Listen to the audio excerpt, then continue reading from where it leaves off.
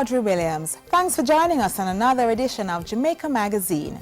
The nation has bid farewell to one of its outstanding sons, Roger Clark, the late Minister of Agriculture and Fisheries. We here at the JIS will highlight some of the flowing tributes from Mr. Clark's colleagues in Parliament this past week.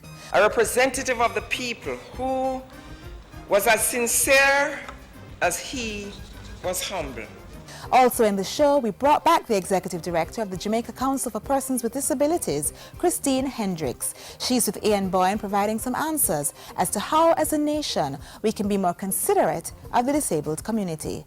Those features and so much more in today's package. Please stay with us. You'll be thankful you did.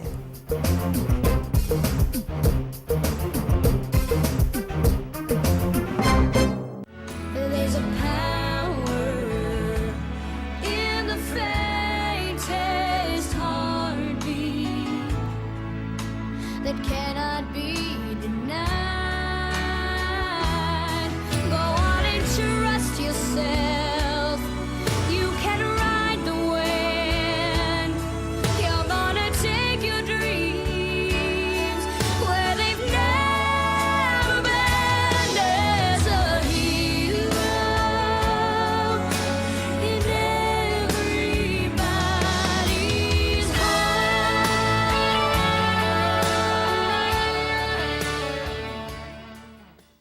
The late Minister of Agriculture and Fisheries, Roger Clark, has been saluted as a champion of the poor, a humble and jovial person. Next, highlights from Tuesday's more than 2-hour tribute in the House of Representatives.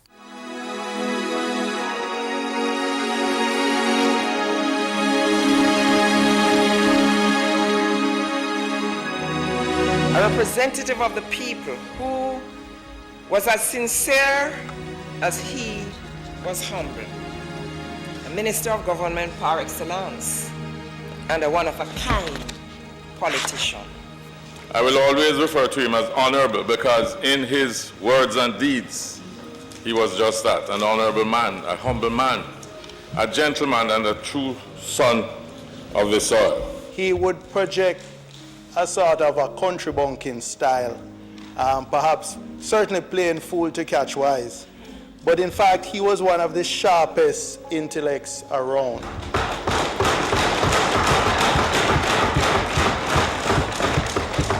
And Roger would express himself not by saying, cry tears, but he would say, bawl eye water. And it's not because he couldn't use either, but because he felt that bawling eye water was so much more expressive and so much more in touch with the Jamaican culture. But most of all, he will be remembered as a man with a huge heart, and one who never feared to share all the love and kindness that that heart gave him. Mr. Speaker, I spoke to my colleague and friend the Tuesday before his passing. I spoke to him the Wednesday. We were preparing in Betheltown for the opening of a sorrel processing plant. That was the last time I spoke to him. Roger is the most affable politician that I know. We could always look to him for the injection of humor when things got a little heated in the House. And he was quick to laugh at himself. In laughing at himself, he didn't hold a grudge. Because I remember, Mr. Speaker, in the 2007 elections, I might have been guilty for a moment of a little bit of youthful exuberance. And I promptly went on a platform and proclaimed that he was big and so-so. When the government changed and we had swearing in, I saw Roger outside there. I said, Big Rog, how are you, my friend? He said, Master, I'm not there big and so-so, see him here. As he said also that I was the conceptualizer and he was the implementer. This type of friendship that we had continued right throughout until I last saw him. When there were allocations to constituencies, Roger would sometimes call me and say, "My boy, I send down a little extra thing for you. Go and check your parish manager." And when I went there, it was an allocation of an extra 200,000 that he would send down to give me. Roger was a genuine politician. A genuine friend, a colleague, an advisor. Gone too soon. May his soul rest in peace and light perpetually shine upon him.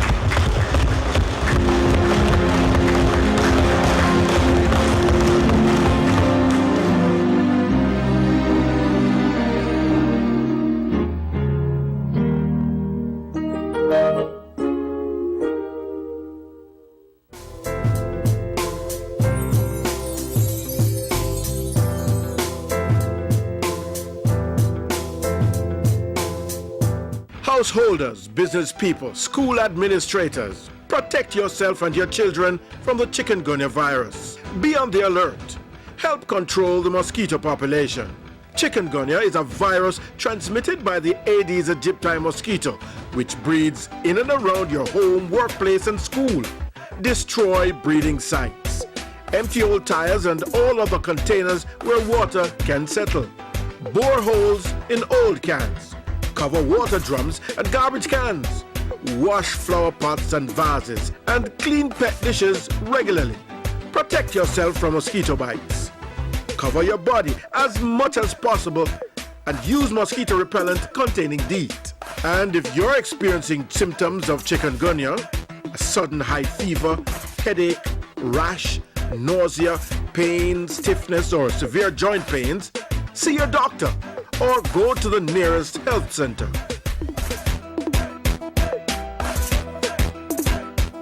Did you know there are several benefits available to persons who are disabled? Housing opportunities, tax exemptions. Those are a few of the issues being underscored in this next feature. Issues and Answers begins now.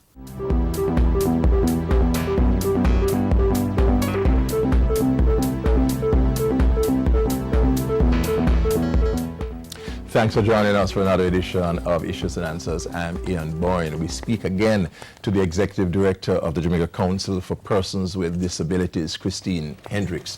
The last time she was here, she held us in a fascinating discussion to do with the disabled. We continue that. It's very important for us to focus on the disabled, to look at the issues that face them. The disabled are disproportionately poor, discriminated against, even unwittingly, even when we are not thinking that we are really relating to disabled persons with unexamined assumptions and prejudices. Christine Hendricks is trained in psychology, and she also was a teacher, so she brings some important skills to the discussion. We thank you again for your company. Good to have you back. The last time we were saying that the cultural and psychological barriers are stronger than even the legal barriers. They are more durable, and we really have to deal with those barriers if we are to successfully include persons with disabilities, the disabled.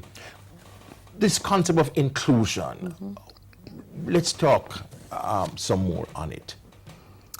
I was saying earlier that persons with disabilities must have a right to be included in society. And that doesn't just mean that they are there. Right, it does not just mean that you exist in a space. Yes. It means that you are there, whatever facilitation that needs to be made on your behalf, whatever accommodations reasonably that needs to be made on your behalf, you need to be able to participate as fully as you can in all aspects of society. Let me ask you, is that practical? Is a person, for example, with an intellectual disability, how does that person participate in the same class with people with high IQs? Deal with that practically for me.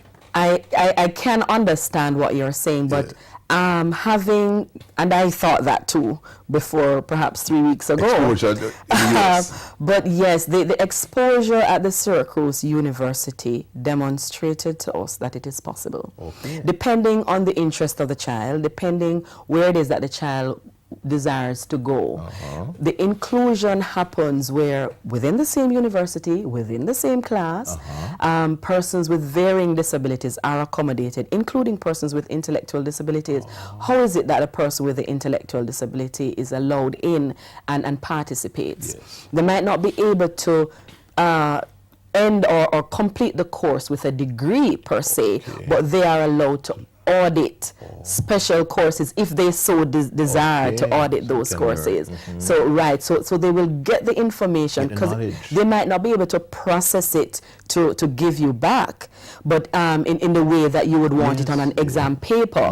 But their methodology of assessment and so on is different. It's technologically guided, so that the person with the intellectual disability gets the same material in a way and in a format that they can understand. And no, technology facilitates that. Technology facilitates really various kinds of disabilities. It facilitates persons who are blind, it facilitates persons who are deaf, so both can be in the same classroom, both deaf and blind, and with real time. Cerebral palsy. Yes, persons with cerebral palsy, because you now have real time typing, you know, with computers and tablets and so many different things that we have at our disposal that we sometimes don't even recognize.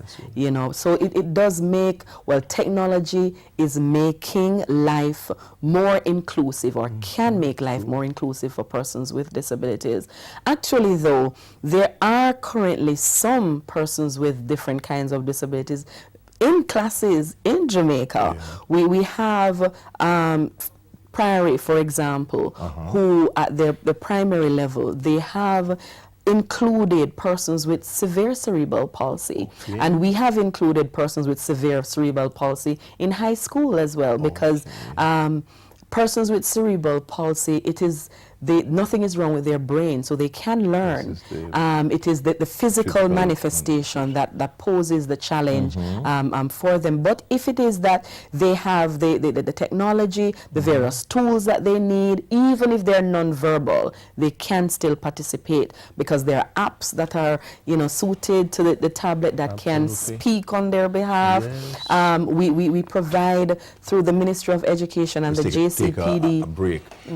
If the technologies are more accommodating to the disabled, then we as human beings ought to be. We can't afford to have the technologies run ahead of us. After all, we are human beings, and we have a natural caring and empathy. The Executive Director of the Jamaica Council for Persons with Disabilities, Christine Hendricks, continuing to talk to us about issues surrounding the disabled. We take a short break.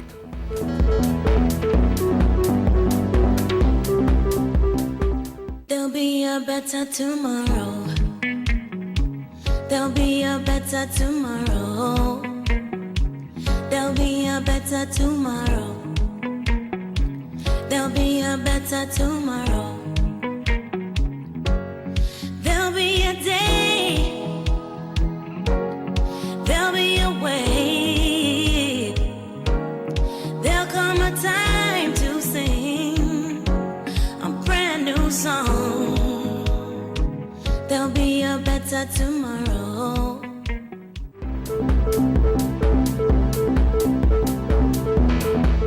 Executive Director for the Jamaica Council for Persons with Disabilities, Christine Hendricks, speaking to us on issues and answers.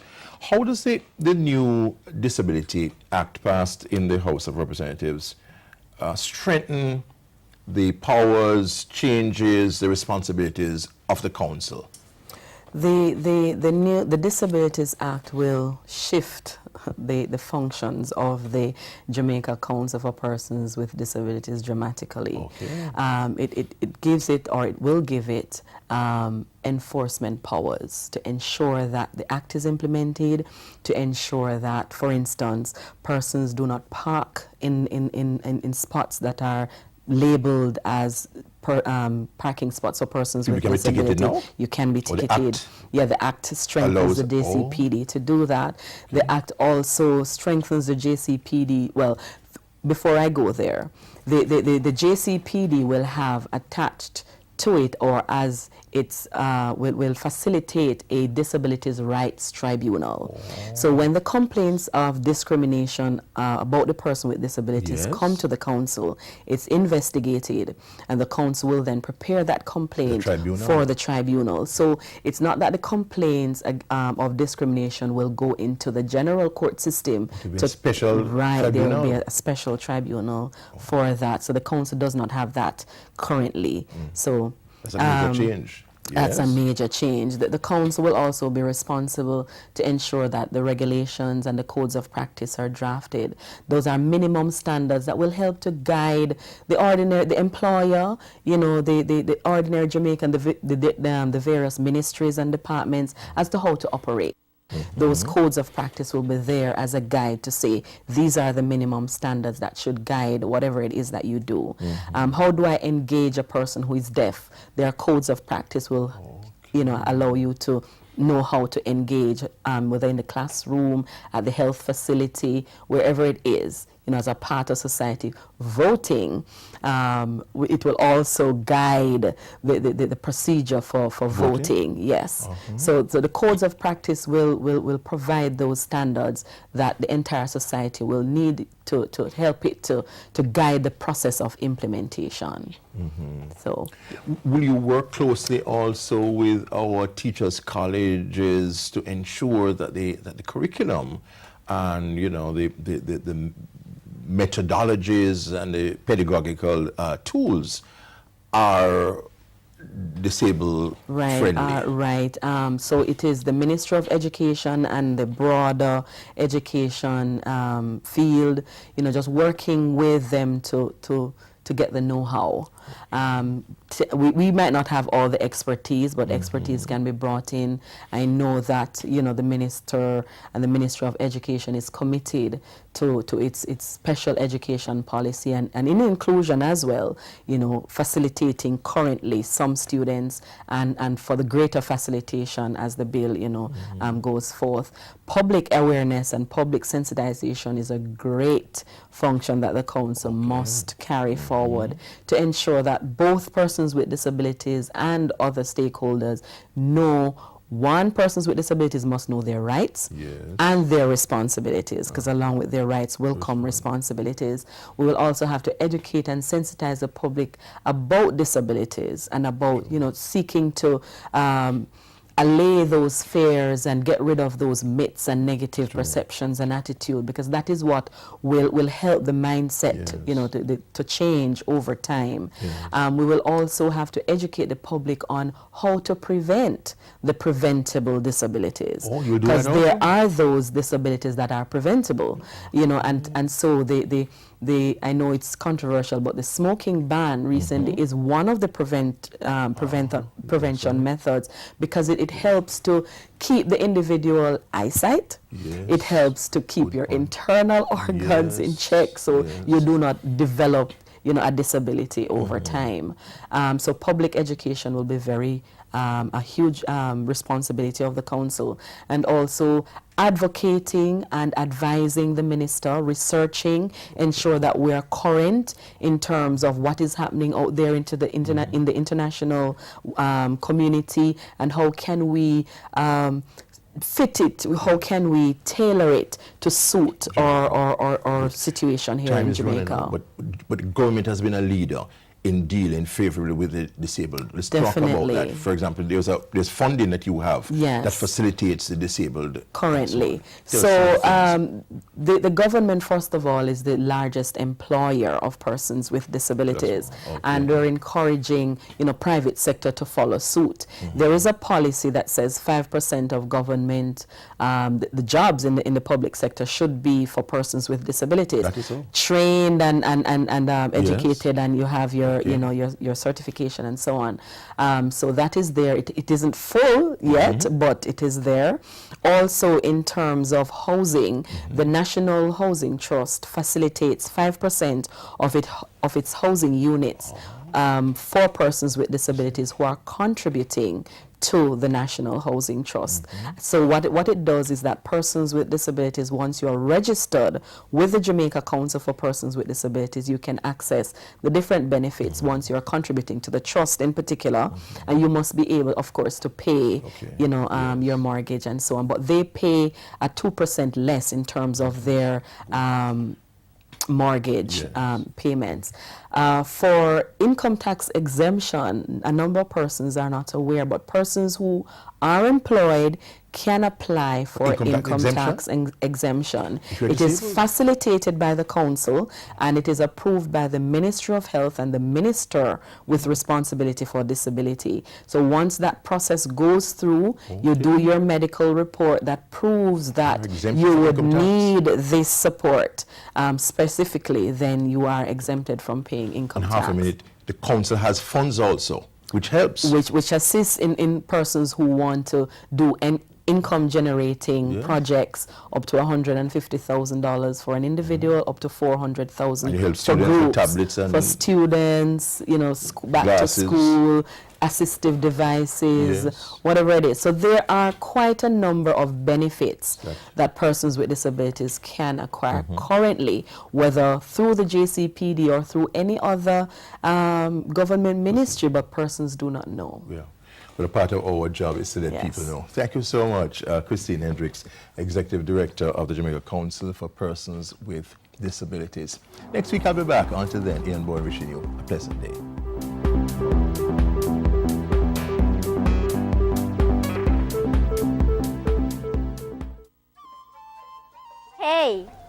Hey you, me? Yes you. Are you between the ages of 9 to 12? Attending a primary or a prep school? Do you want to go on a treasure hunt? No. You don't need to go that far. Our island home has a lot of hidden treasures, and this is your opportunity to explore. The Jamaica Information Service Heritage Essay Competition is here again for its 4th staging. Your challenge is to type a 400 to 500 word essay on which national heritage site is most significant and why. So gear up, boot up that computer and start trekking.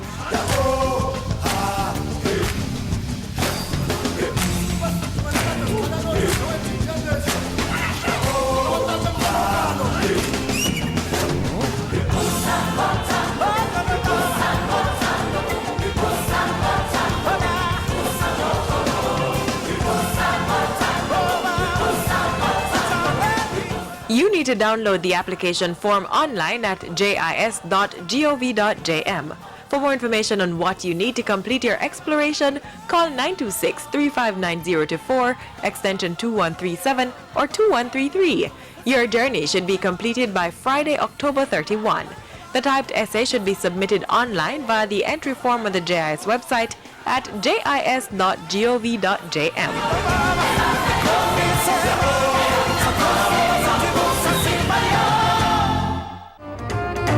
Don't you know your purpose style?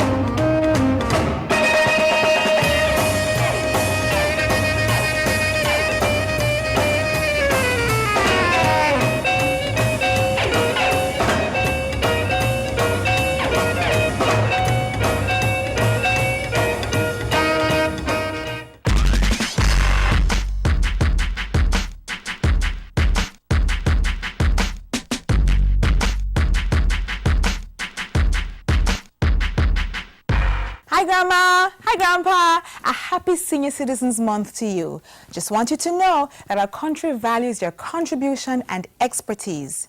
If you're able-bodied, please continue to give of your wealth of knowledge. Volunteer at a nearby school, church, or community center. You have so much to share, even if it's just your oral stories of when you were growing up.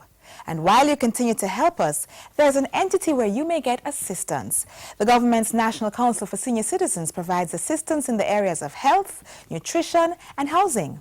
To contact them, visit 11 West Kings House Road, Kingston 10, or call them at 906-9277-8 or 1-888-SENIOR.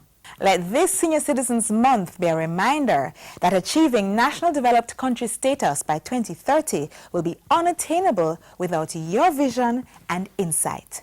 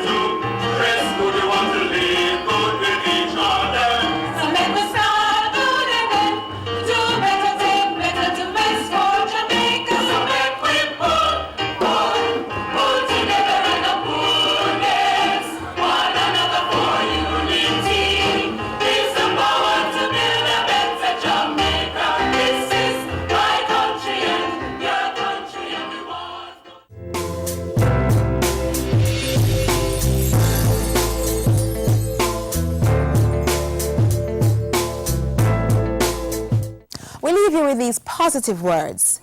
Your destiny is to fulfill those things upon which you focus most intently.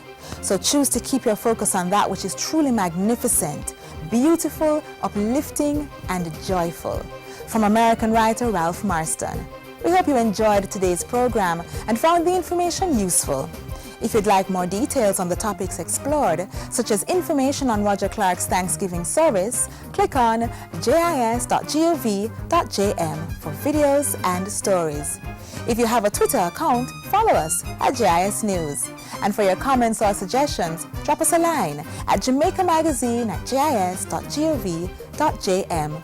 On behalf of the team here at the JIS, I'm Audrey Williams. Have a wonderful day.